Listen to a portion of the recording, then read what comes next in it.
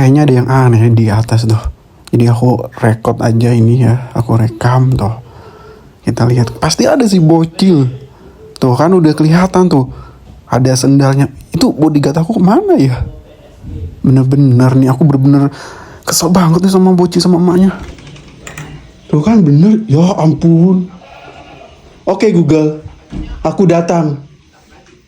Ampun yang bodyguardnya kasihan itu dilakbanin sama emaknya bocil. Mending ayang pindah rumah aja. Itu lihat barang ayang rusak, lampunya gak nyala karena bocil. Parah. Ini kenapa ini lagi? Iya dia nggak sopan. Aku mau nonton malah didorong sama dia. Bohong bos, bohong. Dia yang maksa bos. Masuk bos. Bohong apanya tuh, lihat sampai berantakan gitu. Bohong bos, bohong. Itu masih bocil bos, yang rusakin bos. Makanya, udah.